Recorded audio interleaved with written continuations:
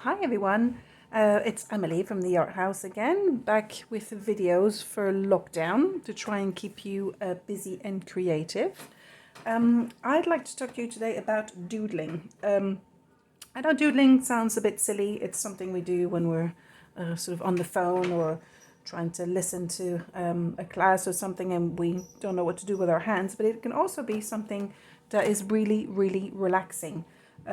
Doodling is drawing without necessarily a final purpose. You don't need to do something that looks amazing at the end. It's just a moment of relaxation, a moment where you don't have to think about anything. You can doodle anything. I'm a bit obsessed with florals and botanicals at the moment, so I like to do those. But you can also do some things that are abstract, just lines and shapes. You can doodle animals, you can doodle planets, you can doodle little people. Really, you can do anything you want. So today I'm going to show you how to do a really, really simple background for your doodles. For that, you need some washable markers. Don't use permanent ones because it's not going to work. So you need washable markers, like children's washable markers. You need a plasticky surface. So I'm using this this quite firm plastic folder. You could also use a Ziploc bag. You could use a bag for life. It's anything plasticky and fairly flat. Okay, and you need some paper. Any kind of paper will do. If you have a bit more absorbent paper, it'll dry quicker, but you could use any type of paper. And then you'll need some markers or pencils or a biro, anything to do your doodles after, once your background has dried. And you'll need some water to transfer the background on your paper. So I'll show you, it's really simple. So on your plastic surface, you want to use your washable markers. So I have in my head that I'm going to do some flowers, obviously, because that's what I'm doing at the moment. So I'm going to do some very loose, with my washable markers, some very loose shapes where I think I might do some flowers. Okay, so I'm not thinking of composition. This is really not what it's about today. Just doing some areas where I think I can do some flowers. Okay, so these are going to be my three main flowers. Then I want some areas where I'm going to have some leaves. So I'm going to have some green here. Really loose. We don't want to do anything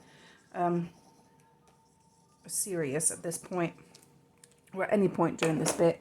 But you could also just do some lines. You could do a rainbow. Could be any old thing. This is just because I have in my head that I want to do some flowers. Now, so this is all you need to do for your background. Now you want your piece of paper. If you have a sponge, you can put some water on it, or with a paintbrush or anything like that. Don't make it too wet. You want it wet, but not absolutely soaking, dripping. I'm going to use a spray just because it's quicker to do for the video. And I'm going to put a mist of water on my piece of paper. So you want it like this, a bit shimmery of water, not sort of dripping with big drops, okay? And all you do is pop your piece of paper here on top, give it a good press. Watch out because it's going to come in, it might leak a bit at the edge when it's wet. You might want to protect your surface before you do it. Make sure it really comes through. Up. And then you're going to lift it up. And there's your background. Easy as that. If you have watercolors at home, you could just do some watercolor splatters and some areas. I've done this one with watercolor the other day. And I did this one using this technique, just as nice, and it's really easy. So I'm going to let that one dry and do that one another day. But I'm going to use the ones that I did the other day for you, because now they're all dry. So super easy to do your background. You just want to make sure it's dry, otherwise your markers or pens or anything is not going to work well for your doodles. And now it's all about deciding if you're going to do some flowers or if you're going to do some abstract. I might use it this way around. I'm going to do some flowers. But again, my flowers it's not going to be some fine line work. I'm not going to get a picture to do something that looks like something. I'm not going to have a flower in front of myself. It's just about doodling and filling the paper. So I liked to do things like this to start my flowers. So literally this is for me, this is a flower. So this is my flower doodle. So easy. As long as you think it's a flower, it's a flower. So easy. And I'm going to do another one here. Very loose shapes. So I have my 3 flowers now. Then I'm going to try and do some leaves. So again, very loose shape. I'm not thinking about anything. And I'm just filling my piece of paper.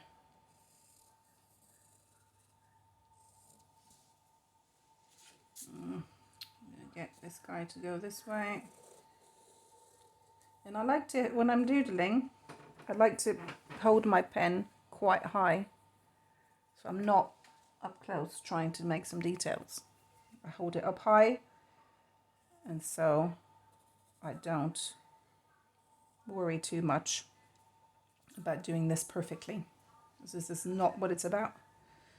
And then I might put some, I like to do this kind of little wispy bits, and then I do some little petals that come out.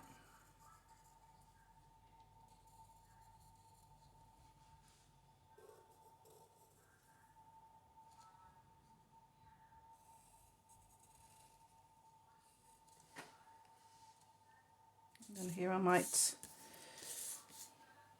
get a branch coming out.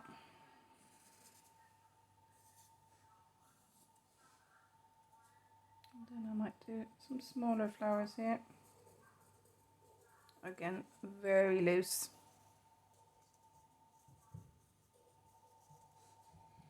And then this piece of paper, I might use it, I might look at it sometime, again, another day, when I need a bit of inspiration. I might keep it.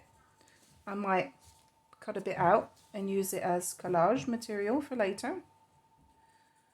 And I might decide, oops, I don't really love it at all.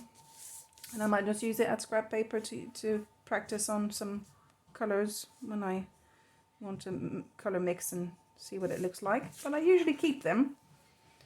And then I remember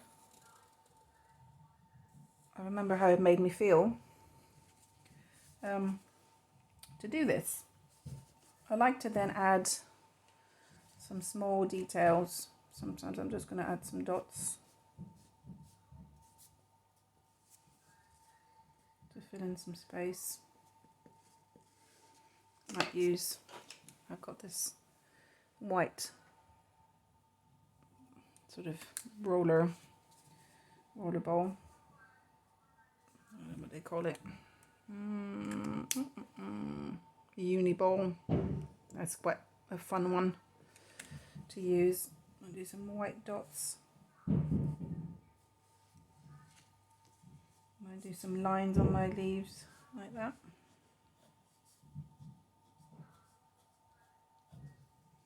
So doodling is so good to relax. Really don't think of anything.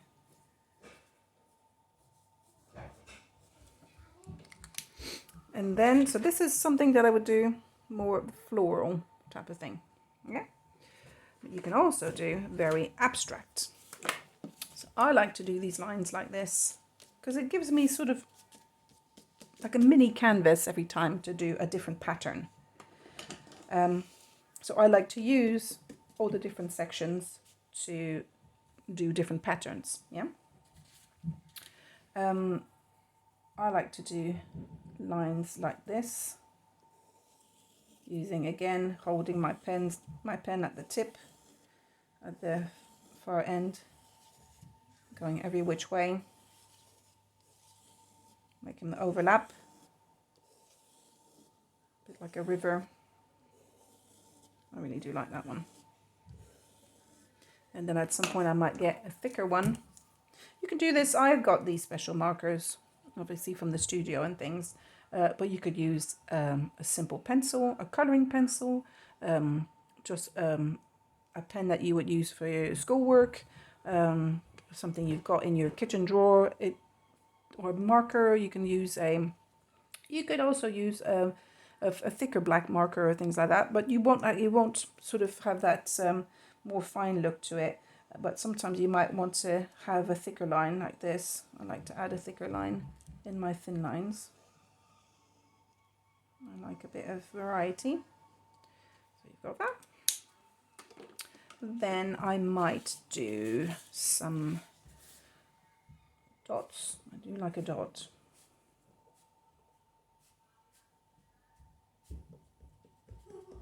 Sometimes I just dot them, and sometimes I do a circle. I fill it in. I like to do big ones and small ones together. I think it gives it a nice texture.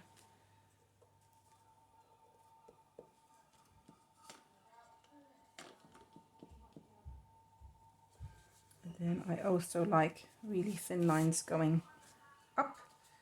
So I'll do like my wispy ones here that I did to do the flowers. I use them here. Different lengths.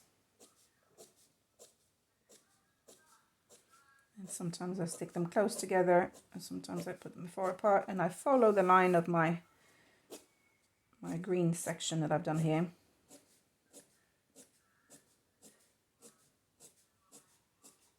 And again, this might give me some ideas for a painting that I might do another day. Just practicing my patterns. Or it might just be to relax in this moment.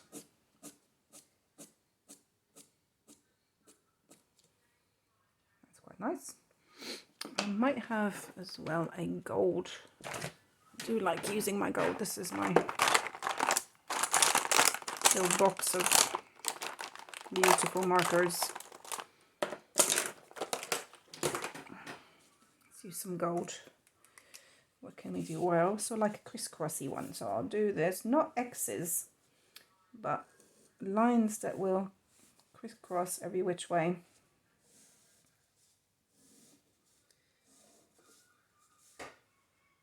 That way.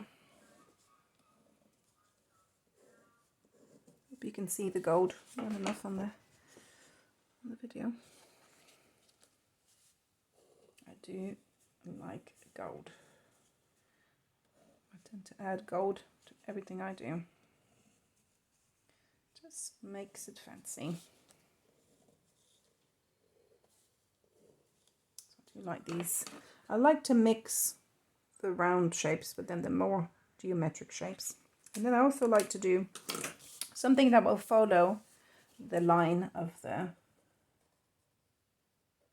water. Like a mountain or a cloud.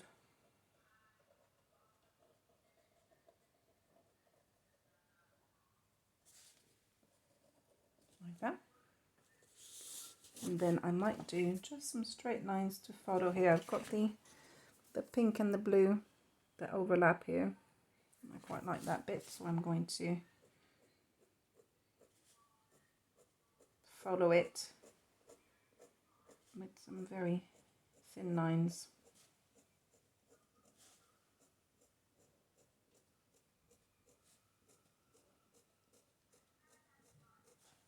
I might not go all the way, so this way you can still see a bit of that.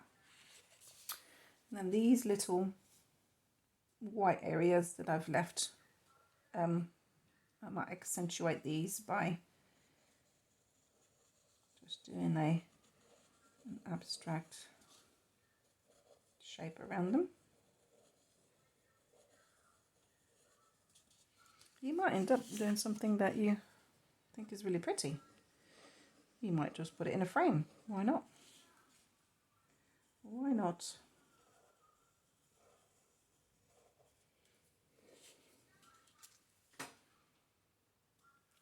So I might leave it like this for now.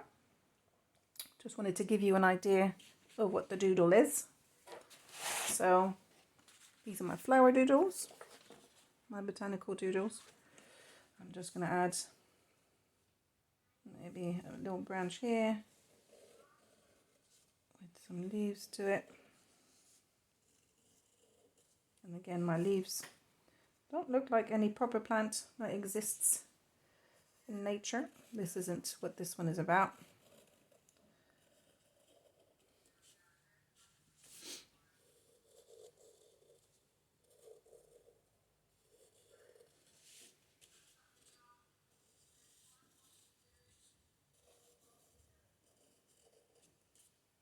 That's a good one. And then again in these areas, I might do a few bits like I did here. So I might, this one here, fill in this bit of the flower like this with some lines. Give it a little bit of movement. Like that. Might fill in the center here like that as well. And then this guy, I might give him some dots in the middle. That's quite sweet. And give him like if it was the bud at the center. Give it a bit more detail. And then I might fill in this leaf. Some really thin lines.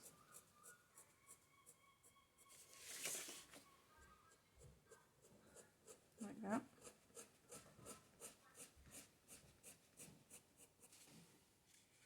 And these ones I've done white. I might do a gold one. Gonna have some gold. This one I might just do it on one side. Up. And then I might give these guys a line in the middle. There's absolutely no right or wrong. I might do little flowers like this.